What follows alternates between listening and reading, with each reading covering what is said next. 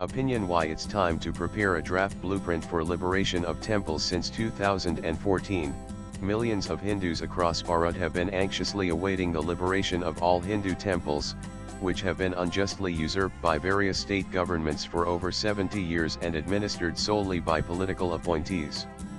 A single bold act by PM Narendra Modi to undo this ongoing injustice, which began under British rule, would earn him and the BJP accolades and praise for all time, as well as a justified permanent claim to rule the country. It is true that liberating temples is not within the purview of the central government, as they languish under hostile state governments, many of which are devoted to corruption, desecration, and the usurping of movable and immovable property. For over 70 years, devotees, spiritual organizations, and isolated law-abiding politicians have approached various courts seeking justice to administer their places of worship, which other religious communities enjoy fully. Most unfortunately, courts have been indifferent to the pleas of Hindu devotees, and temples continue to suffer, awaiting relief. However, this should not deter a determined central government. Even if the courts delay and the constitution designates it as a state subject, there are strong and effective methods to compel recalcitrant players into submission.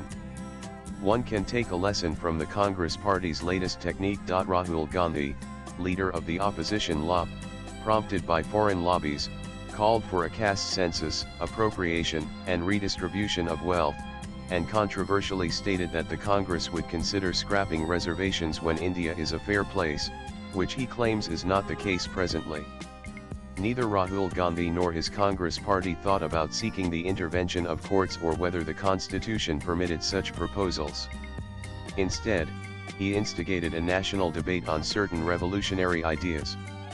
He floated an idea to ignite a furious debate, even at the risk of plunging the nation into chaos, confusion, and violence. He sent feelers to the general populace, hoping they might grab the idea, go on a rampage, and propel him towards his dream of becoming Prime Minister.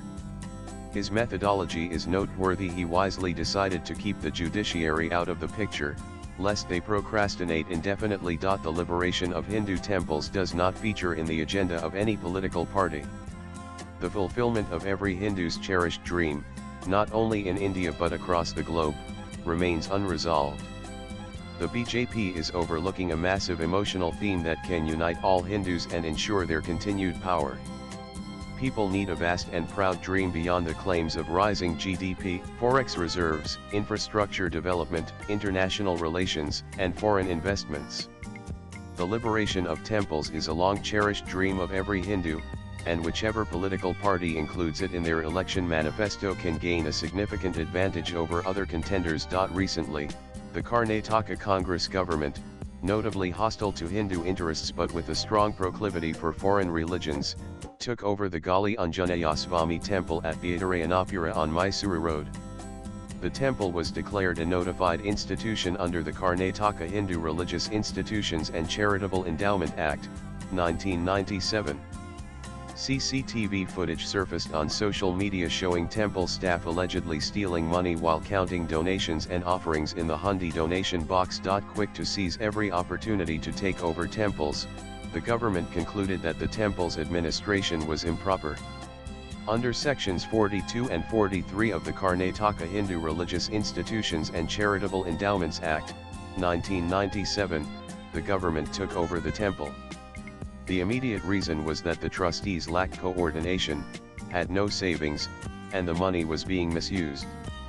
No records were available regarding income and expenditure for the last 25 years. If the Karnataka government believed financial irregularities were happening in the temple, it could have ordered the reconstitution of the trust per law. Why was there a need to take over the temple administration? Is the same standard applied to churches, gurudwaras, and mosques, where financial irregularities also occur? Can taking over the temple prevent financial irregularities? Even in government-controlled temples, financial irregularities are rampant, along with objectionable schemes like different paid darshan categories, VIP darshan, temple money being used to construct VIP guest houses, high tariffs for prasadams, illegal diversion of temple funds for other projects, irregularities, and corruption in appointing temple priests. political party cadres being placed in temple office jobs, substandard quality prasadams, and more. Temples are graded as A, B, and C categories based on income generated, which is obnoxious. It is clear that liberating Hindu temples is not easily attainable, as all political parties refuse to part with this source of easy money. Justice appears very remote and bleak. Temple liberation is not on the agenda of any political party.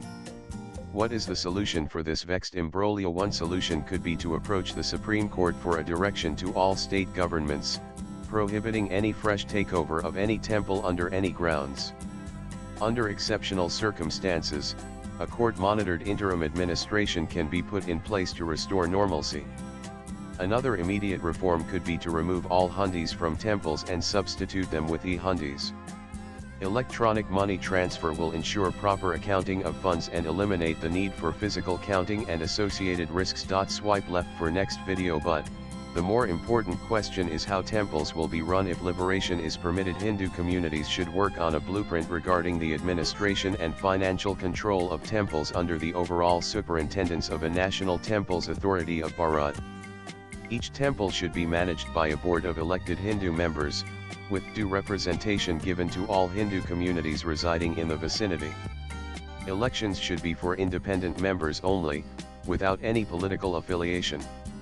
A blueprint covering all aspects should be prepared by a national committee of experts to determine how control will transfer from the government to the Hindu community.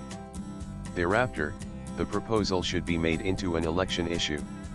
It is important to remember that Hindus are the only community worldwide denied the basic right to administer their places of worship. The writer is former Director General, Multidisciplinary School of Economic Intelligence, and National Academy of Customs, Indirect Taxes Narcotics. Views expressed in the above piece are personal and solely that of the author. They do not necessarily reflect News 18's views. Latest blogs.